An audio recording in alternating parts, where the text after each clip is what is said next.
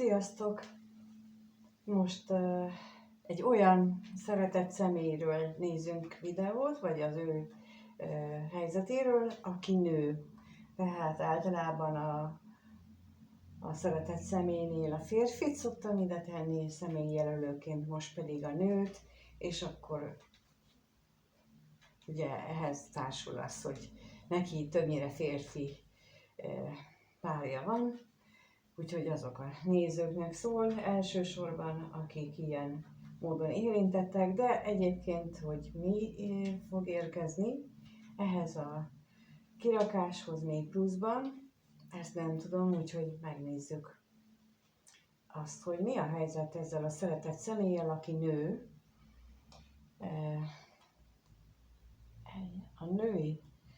A nő nemű szeretett személlyel mi a helyzet? Mit tudhatunk meg az ő jelenlegi szituációjáról? Mit tudhatunk meg erről?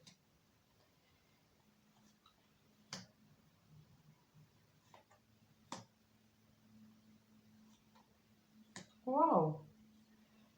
Hát remélem, hogy ez a vágy, ami benne van, hogy ő szeretne egy elkötelezett kapcsolatot, egy szeretetteljes, stabil, hosszú távú, elkötelezett kapcsolatot, ő erre vágyik, és ennek a megvalósulására vár mondjuk így, hogy ő egy lánykérésre is vár, tehát a lelkeményén, vagy a vágyaiban, ez nagyon erőteljesen itt van, úgyhogy ő neki körül járnak most a gondolatai, vagy legalábbis ez a legerősebb benne, vagy nála jelenleg. Na, nézzük az utazást.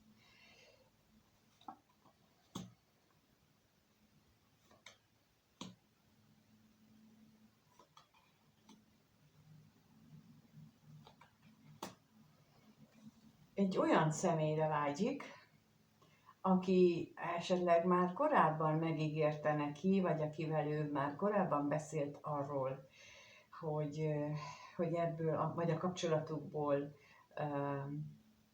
egy elköteleződés is lesz, de esetleg az miatt nem történt meg ez az elköteleződés, mert a másik fél úgy ítélte meg, hogy itt az anyagi biztonság még nem adott. Lehet, hogy úgy gondolták, hogy itt még több anyagiakra van szükség. Tehát, mint ahogy a házasság szavunk, az a házból, tehát a házhoz való kapcsolódás is jelzi, vagyis, hogy itt már legalább valami lakhatásnak lenni kellene, és annak a biztosítása meg kellene lenni, és akár arról is lehet szó, hogy ez mondjuk nem volt adott, vagy túlzottak voltak az igények. De minden esetre ez a női szeretett személy, ő már tűkönül, ő már nagyon várja, hogy a párja az nyilatkozzon, az tegyen már valamit az érdekében, csináljon már valamit, mutasson már valamit az ő érdekében, és ezt várja most ő. Na, lássuk akkor itt, mit tudhatunk meg a házassággal kapcsolatban. Miért van ez itt?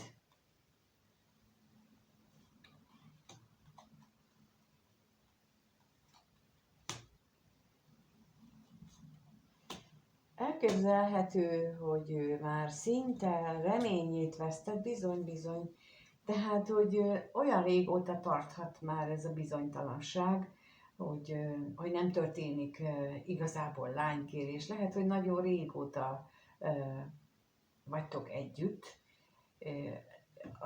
A lány szerint, tehát ő szerinte már túlságosan régóta vagytok együtt ahhoz, hogy még mindig nem történik semmi, és kezdi reményét veszíteni, teljesen mélyből, tehát hogy így kezdi feladni a várakozást magában, függetlenül attól, hogy nagyon-nagyon nagy benne ez az elköteleződés iránti vágy, mégis valahol a belsejében mélyen a kis ördög elkezdett suttogni benne, hogy nem lesz ebből semmi, ne várjál tovább, minek vársz itt? Teljesen fölösleges a várakozás, úgyse lesz ebből semmi, sose lesz nektek több pénzetek. Szóval ilyesmi. És igazság szerint, ha erről van szó, akkor én csak bátorítani tudom a másik felet, hogy ne várjon, mert ha valódi mély érzések vannak, akkor az egymásba vetett hittel és bizalommal, és az égiekbe vetett hittel és bizalommal, akkor ők meg lehet oldani mindent, még ha pillanatnyilag nem látszik is. Ezt hívják közös teremtésnek. Tehát, hogyha itt tényleg van tiszta, őszinte érzelem, tényleg van őszinte kapcsolódás iránti vágy, akkor a pénz miatt arra nem szabad várni, mert azt akkor adják, ha előbb van a bizalom, mármint a föntiekbe. Na, nézzük még a hűséget.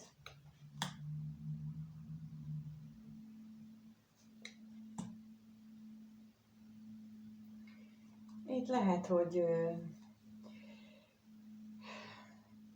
egyik fél esetében arról van szó, hogy a találkozások ritkák, vagy egyáltalán nincsenek is, és ez is megingatja a bizalmat benne. Na most itt akkor szóvá teszem azt a nem túl ritka esetet, hogy valakik interneten ismerkednek, és csak-csak beszélgetésig jut a dolog, akár hónapokon keresztül, és nincsen fizikai találkozás, különböző okokra hivatkozva, például anyagi okokra hivatkozva. El kell szomorítsak mindenkit, aki ilyen helyzetben van, akik hozzám fordulnak és ilyet kérdeznek tőlem, a legtöbb esetben, pontosabban nem is találtam még olyan esetet, amikor nem arról volt szó, hogy őt csak palira veszik, átverik. Tehát, hogyha interneten ismerkedsz, és néhány hónapja már megvan köztetek a kapcsolat, és a másik fél csak húzza, halasztja, kifogásokat keresve a találkozást, akkor ott nincsen mögötte valódi szándék. De ez a kirakás nem arról szól. Ez a kirakás arról szól, hogy itt van két ember, ahonnan az egyik tényleg várja azt, hogy történjenek lépések, mert hogy már erről beszéltek többször, és itt ez egy valódi kapcsolat. Na és akkor itt a másik dolog, tehát, hogy akkor, amikor csak úgy valakivel beszélgetünk interneten, és még nem találkoztunk, az nem kapcsolat. Annak az energiáját itt nem fogják mutatni a lapok, soha. Nem fogják. Tehát, hogy így ezért mondom, hogy azt így, az mindenkinek a saját önbecsapása, aki ebben hisz, hogy ez így működik, de nem működik így.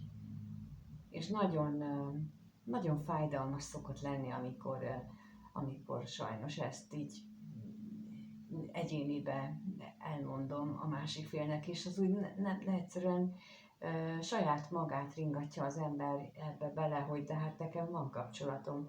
Hát a kapcsolat ahhoz legalább két ember kell, és hogy személyesen, tehát az internet az nem kapcsolat. Az interneten keresztül való ismerkedés nem kapcsolódás mindaddig, ameddig nem találkoztok. Az addig ismerkedés, az addig barátkozás, de nem kapcsolat. És bármit mondanak a világban, ezek a törvényszerűségek, ezek nem változnak meg az internet bejövetelével sem. Mint ahogy bármit találnak ki a mesterséges mélytől kezdve, ettől még a nő tud teremteni azzal, hogy ő életet hoz létre. Nem egy mesterséges úton, mármint nem a nőn kívül létrehozott bármilyen dolog, a gyermeknek nevezett, vagy embriónak nevezett valami, azt egy nő tudja felnevelni, akkor lesz teremtés, akkor kap lelket. Addig egy lelketlen robotról beszélünk, és erről szól a kapcsolódás is. A kapcsolat attól lesz kapcsolat, hogy beleköltözik egyfajta energia, a kapcsolódás energiája amikor a két ember kontaktusba kerül egymással. Addig nem, addig csak mondtam, barátkozás. Úgyhogy bármennyire fájdalmas is, ez a mai kor, ez még csak rosszabb lesz. Rosszabb lesz azért, mert folyamatosan látom, hogy emberek nincsenek tudatában annak, se az, aki készíti ezeket a mesterséges intelligenciával gyártott videókat, sem azok, akik ezeket meghallgatják, hogy azok nem valódiak. Már olyan szempontból értem, hogy azok például az én, meg a másik, meg a harmadik ember által elmondott videóknak, a szavainak az összevagdosása, vagy a könyvek mondatainak összevagdosása, de nincs mögötte élet. Csak az élet hiányzik belőle. És azt nem fogja egyetlen gép sem pótolni, és amíg ezt így nem tudatosul bennünk, hogy így kihasználhatóvá és átverhetővé válunk, sőt manipulálhatóvá válunk, addig nagyon nagy tragédia felé futunk. És nekem nem célom, hogy ebben támogassak bárkit is, és itt ez most nagyon érkezett, hogy erről beszéljek. De megnézzük, hogy ez a szeretett személy, aki nő, ő hogyan viszonyul a nézőhöz, neki milyen gondolatai vannak a nézővel kapcsolatosan, milyen gondolatai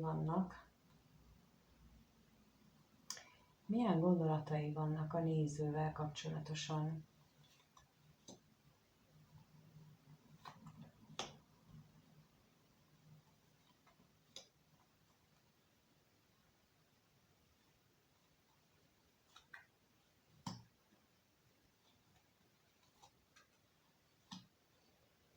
Hát nagyon mélyen kötődik hozzá, mint ahogy az előbb is láttuk.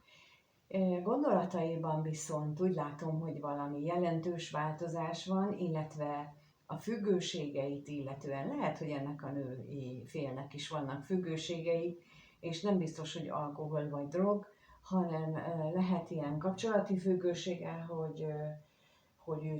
hogy ő abban a hitszemben él, abban a hitben él tulajdonképpen, hogy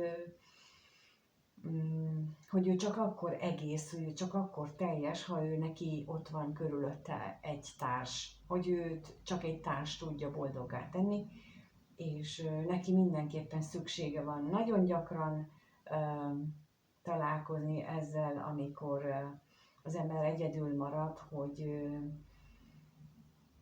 akkor is például marad egyedül, amikor kirepülnek a gyerekek a családból, és azt hiszik a nők például, hogy akkor innentől kezdve értelmetlenné vált az élet, mert nincs kiről gondoskodni, mert mindaz a pörgés, ami eddig volt, akkor az hová lett, és nem látják meg a kínálkozó lehetőségeket, hogy most magával is törődhetne, és mivel, hogyha úgy élte le korábbi életét, hogy nem törődött, vagy nem fordított magára időt, vagy nincsenek olyan tervei, hogy jaj, majd hogyha több idő lesz, akkor ezt még meg fogom csinálni, akkor bizony nagyon sokszor van ez a függőség megjelenése, hogy de én akarom, én vissza akarom. És ez láthatóan ilyen gondolatokat ébreszt így a másik féllel kapcsolatban, mint ahogy láttuk, hogy ő nagyon várja, hogy a másik fél már nyilatkozzon arról, hogy akkor magasabb szintre emelik a kapcsolatot, és hát ennek a hátterében akár ilyen is lehet egyes esetekben, de akkor most nézzük, hogy mi ez a hamisság itt.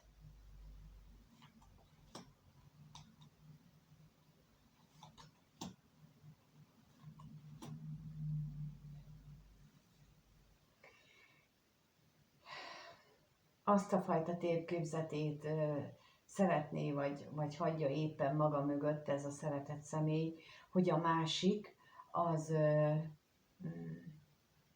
ha van neki meglévő kapcsolata, akkor azt a meglévő kapcsolatot hátrahagyja, vagy pedig elköteleződéstől való félelmét hagyja hátra. Tehát amit az előbb is mondtam, hogy itt lehet, hogy így a jelenlegi energiák hatására azért így kezd tisztulni ebben a szeretett személyben az a kép, hogy akkor mit projektált a másik személyre rá. Na itt a gondolatokra kérlek szépen még, mert ugye látjuk, hogy nagyon mélyről jövő gondolatok vannak benne,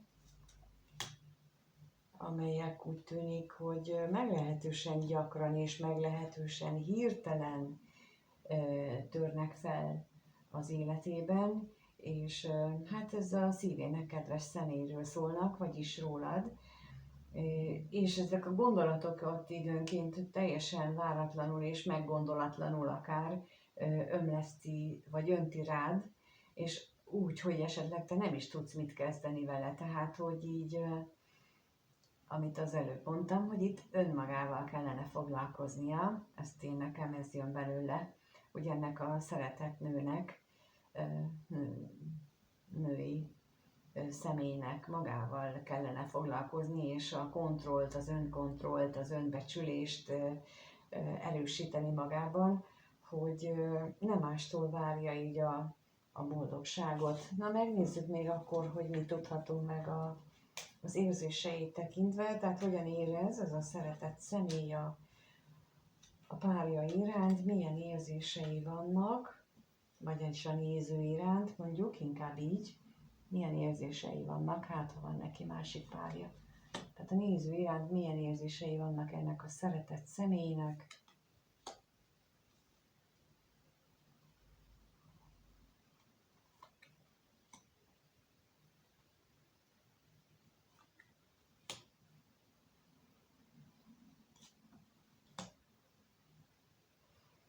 Úgy látom, hogy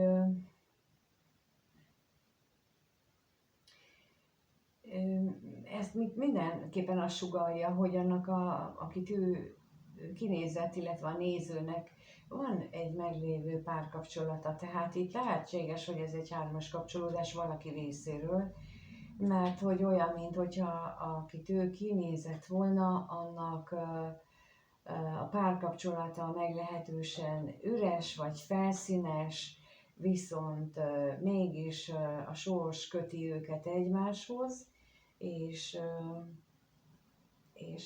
ez mint hogyha akadály lenne, vagy nehézítő körülmény lenne. És akkor nézzük itt a kevés pénzt, hogy arról mit tudhatunk meg.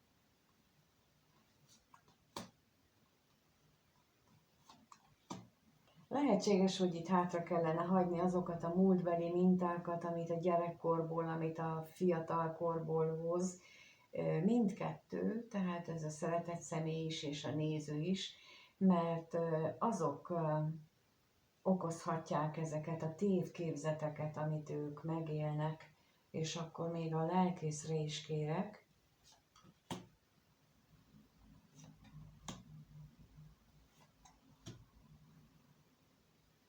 Bizony, mert hogy itt a szeretett személy, ő olyan mély szerelmet él meg, vagy olyan mélyen beleéli magát ebbe a szerelembe, inkább így fogalmazom, hogyha az nem teljesül, akkor ő belepusztul ebbe, hogy ő belebetegszik, és tehát ilyen nagyon bele tudta lovalni magát ebbe az egész dologba. És nem arról beszélek, hogy nincs mögötte tiszta érzés, de itt sok mellette az ego is. Még a szerencsére kérnék szépen.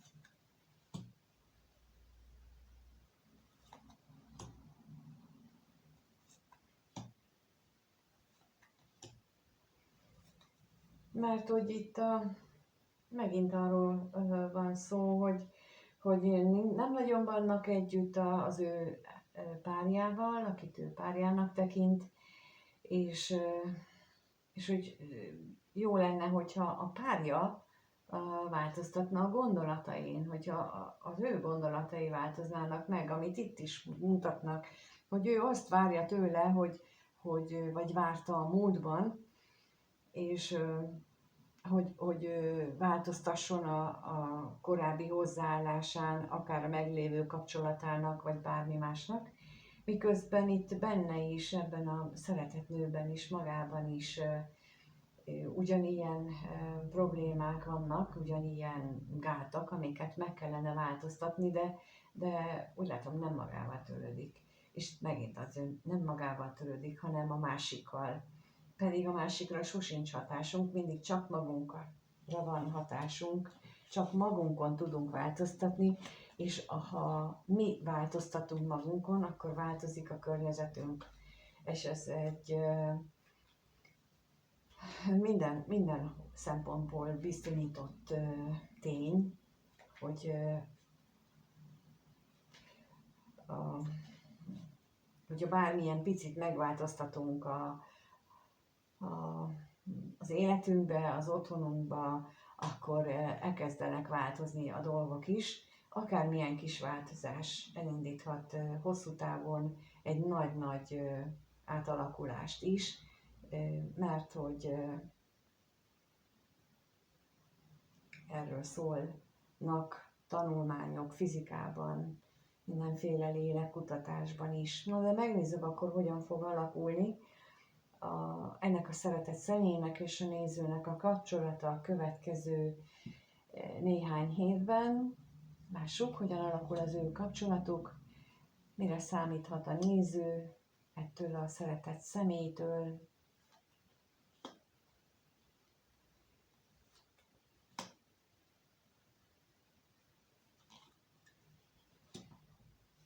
Hát láthatóan ez a szeretett személyben a vágyakozás az nagyon megmarad, nagyon mély marad, és szeretne erről beszélni is, szeretne erről kommunikálni, de hát nem biztos, hogy erre sor kerül. Na nézzük, mit jelent itt ez a kevés pénz, hogy miért nem. Az anyagiak miatt, igen, egyértelműen az anyagiak miatt túl sokat agyalnak ők itt mind a ketten az anyagiak miatt. Túlságosan arra gondolnak, hogy a szerelem alapja az anyagiaknak a megléte, csak ebben a világban tudják elképzelni, de mint ahogy az elején mondtam, még akkor is, hogyha van párkapcsolat, akkor mind a két félnek egész egyszerűen el kell hinni, hogy a föntiek képesek bármit elintézni, és mondom, én, aki tudom, hogy képesek pro és kontra, tehát jót és rosszat is. Mind a két végletet azt hiszem megéltem, és én tudom, hogy a csodákat is tudnak tenni, életet tudnak adni, ha ott van a valódi szeretet és a valódi szándék. Na és akkor nézzük még meg a vágyat.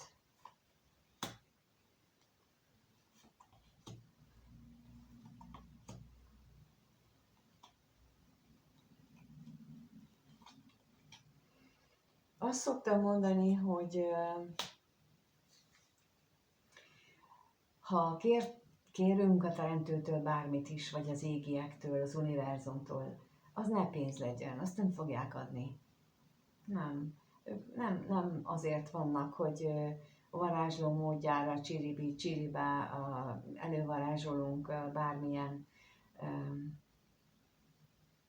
serre, vagy tarsolyt, vagy ládikát pénzzel, vagy lottónyereményt, nem erre vannak. Ha kérünk tőlük, akkor kérjük azt, hogy legyen egy boldog párkapcsolatom, vagy hogy juthatok el, mit kell ahhoz tennem, hogy egy boldog párkapcsolatot megéljek. Nem biztos, hogy ezzel a férfivel, vagy ezzel a nővel. Nem jelöljük ki, hogy ki van nekünk számba mondjuk. Ki az, akivel mi valóban boldogok lehetünk, valóban az életünknek a feladatát oldhatjuk meg. Mert mi nem tudjuk azt, hogy mi minden van még a tarsójukban, a föntieknek, mi minden van még megírva. Mert hogy itt azt látom a vágyaknál, hogy itt más embereknek, hát nem a halálá, de az eltávolításá is itt van a vágyak között. És ez biztos, hogy nem jó. Tehát a negatív kívánság az a saját magunknak kívánunk rosszat. Ezzel hozunk létre átkot. azt is a saját magunkra hozunk átkot, amikor egy szerelmi kötést teszünk rá bárkire. Az a mi átkunk lesz, és mi cipeljük, és mi terhünk lesz, és iszonyú nagyot kell érte fizetni. Úgyhogy ez mindenkinek, most ez valahogy ez jött, hogy aki ilyet csinál, az irgalmatlanul nagy terhet tesz magára, nem a másikra, magára. Hogy egy ilyen áldottól sem megszabadulni nem fog tudni, ő maga és annak a következményeit mindenki saját maga fogja vinni. És persze, ha vannak ilyenek, akik ebben segítkeznek, vagy elmondják, hogy mit, hogy kell csinálni, ez az ő lelküknek a terhe, de azért ezt én óvaintenék ettől mindenkit, mert ha nincs igaz szeretet, ha nincsen tiszta odafordulás, akkor abból nem lesz semmi. Mert a tiszta érzések és a tiszta jó az, ami segít a világban. Mindig az segített, és nem véletlenül, hogy a filmekben általában a jó győzedelmeskedik, mert a probléma ott kezdődik, amikor a bosszú energiáját kezdik használni, az bizony lefelé vívő energia. Mondhatnánk azt is, hogy az egyenes út a pokolba, és bosszúállás, a szerelmi kötés, az is egyfajta ilyen energia, nem annyira erős talán, de itt ennek a megjelenését látom, és ezt én így nem javasolnám. Tehát, hogy ne kívánjunk rosszat a másiknak semmikor, semmilyen célból, akármit gondolunk róla. Lehet, hogy ő a leggonoszabb ember a világon, ekkor sem kívánjunk neki, még az se, hogy ő azt tapasztalja meg, amit gondolunk, szóval ilyeneket se. Tehát, hogy így ez nem vezet jóra. Inkább magunknak érjünk azt, hogy nekünk mutassanak utat, hogy mi hogyan tudunk boldogok lenni.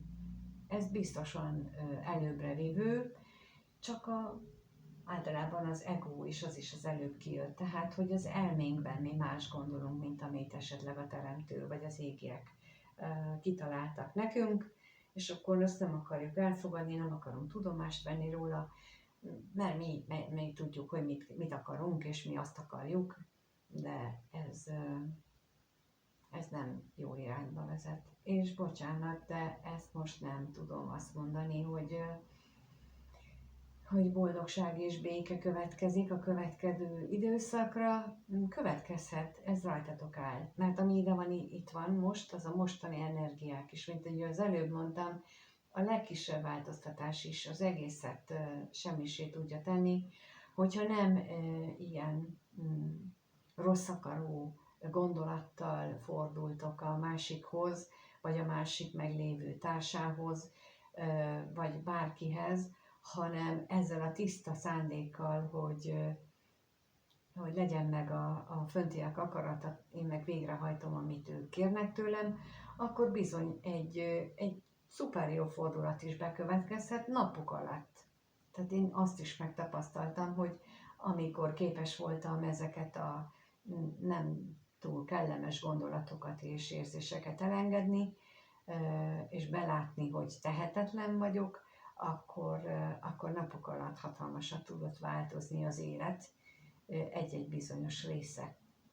Nem biztos, hogy éppen ez a szeretet része, hanem valami másban kaptam olyan pozitív változást, ami kihúzott engem a gödörből, és akkor az erőt adott a továbbfejlődéshez. És itt ezt tanácsolom, hogyha számít valamit, hogy mit mondok, de remélem, hogy egyébként megtaláltatok benne magatoknak olyan mondatot, olyan mondanivalót, amit úgy érzitek, hogy az hasznos a számotokra. Köszönöm, ha megírjátok a kommentben, hogy hogyan és mit találtatok, hogy de azt is, hogyha egy emojival jelölitek, bármilyen érzést kiváltott belőletek ez az egész kirakás, ennyi elég, hogy bármi, az nagyon jó. Köszönöm a lájkot és a feliratkozást is, és amíg nem találkozunk, addig mindenkinek minden jót kívánok. Sziasztok!